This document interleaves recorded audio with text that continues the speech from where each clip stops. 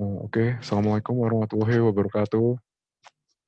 Perkenalkan, saya Gilang Pinastika Wayadetmika, mahasiswa Hubungan Internasional 2019.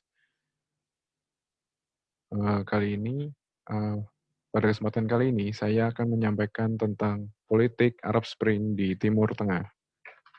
Langsung saja kita mulai.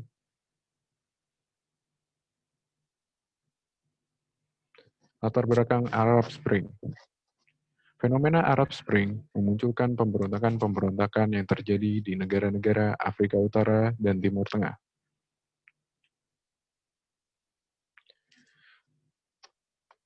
Fenomena tersebut menyebabkan masyarakat berupaya untuk menggulingkan pemerintahan yang otokrasi agar berganti menjadi pemerintahan yang demokratis. Pada awalnya, fenomena Arab Spring muncul di Tunisia pada tahun 2010.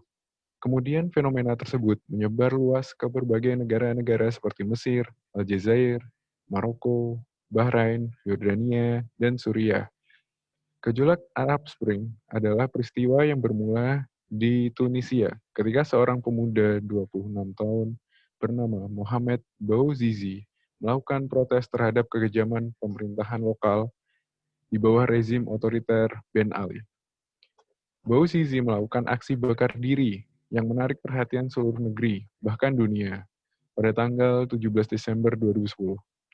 Aksi bakar diri atau self-immolation ini dilakukan oleh Bouazizi segera mendapatkan perhatian secara luas yang diikuti oleh demonstrasi yang mengguncang kekuasaan di tangan rezim otoriter di negara-negara Arab, bukan hanya di Tunisia. Setelah kematian Bouazizi, gerakan perlawanan terus terjadi hingga kekerasan meningkat secara terus-menerus. Bahkan semakin mendekati ibu kota negara Tunisia, yaitu kota Tunis. Era kekuasaan Ben Ali yang dibangun dengan tangan besi, berakhir setelah menyatakan mundur dari kursi kekuasaannya sebagai Presiden Tunisia pada tanggal 14 Januari 2011, di mana pernyataannya yang didelegasikan kepada Perdana Menteri, yaitu Mohamed Ghannouchi, untuk bertindak sebagai kepala negara sementara selama ketidakhadirannya. Tumbangnya rezim kuat Ben Ali di Tunisia oleh gerakan-gerakan massa menjadi sorotan media di seluruh dunia, kemudian mempunyai efek domino terhadap negara-negara lain di dunia Arab. Efek domino ini dapat terjadi karena kondisi sosial, ekonomi, dan politik pada banyak negara Arab lebih parah jika dibandingkan dengan Tunisia. Misalnya Mesir. Mesir termasuk salah satu negara yang terkena efek domino dari tumbangnya rezim Ben Ali di Tunisia.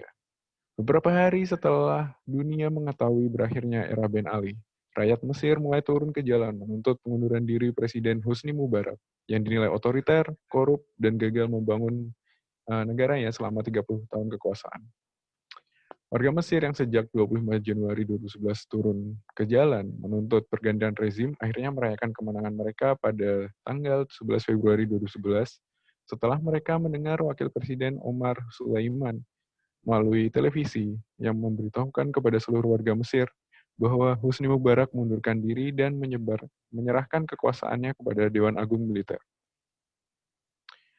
Berakhirnya era kekuasaan kedua diktator tersebut karena kekuatan dari bawah atau people power. Meskipun terbantu dengan adanya tekanan dari pihak luar. Oleh karena itu, setelah Husni Mubarak menyatakan mundur, demonstrasi-demonstrasi anti pemerintah sudah terjadi di sejumlah ibu kota negara di kawasan Timur Tengah, seperti Aljazair, Yaman, dan Bahrain. Sejumlah pemimpin negara lainnya, seperti Suriah dan Jordania, mengantisipasi efek domino tersebut dengan menjanjikan dan melakukan serangkaian pembaruan ekonomi dan politik.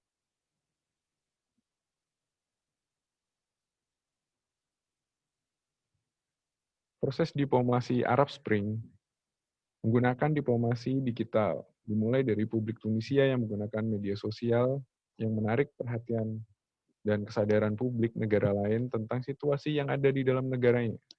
Sehingga media sosial mampu memainkan peran yang cukup signifikan untuk meningkatkan dalam perkembangan politik, sosial, ekonomi di wilayah Arab. Ada beberapa aktor yang terlibat dalam revolusi Arab Spring ini. Beberapa di antaranya adalah aktor-aktor yang terdiri dari negara Aljazair, Maroko, Irak, dan negara-negara Arab lainnya. Kemudian ada aktor non-negara seperti individu, kelompok masyarakat, dan masyarakat sipil global. Hasil Arab Spring.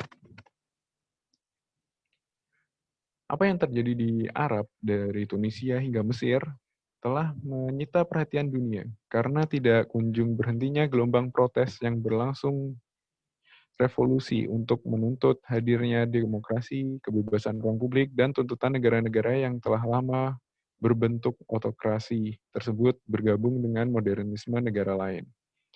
Hingga kini berada dalam situasi yang rentan akan kritis dan konflik.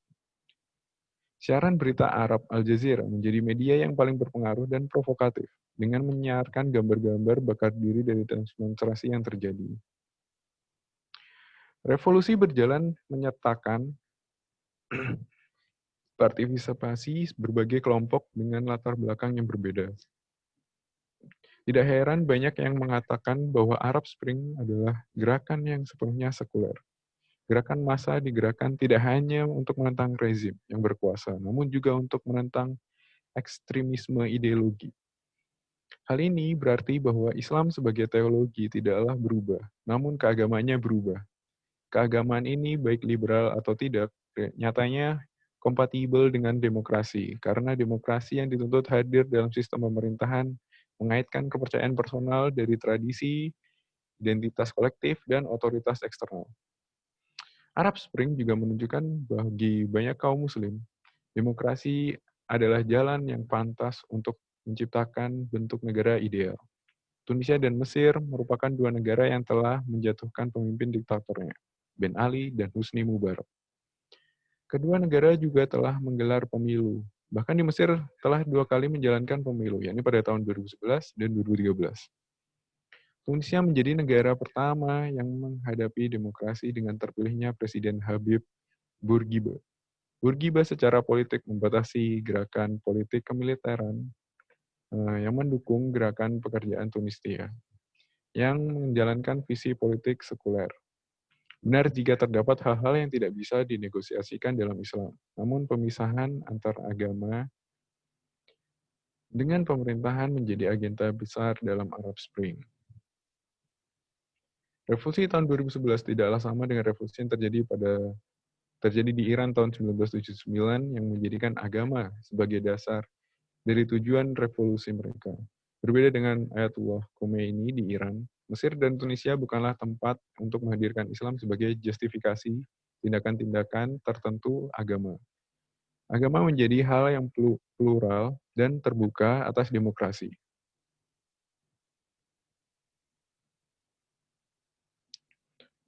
Sekian dari saya. Apabila ada kesalahan, saya mohon maaf. Assalamualaikum warahmatullahi wabarakatuh.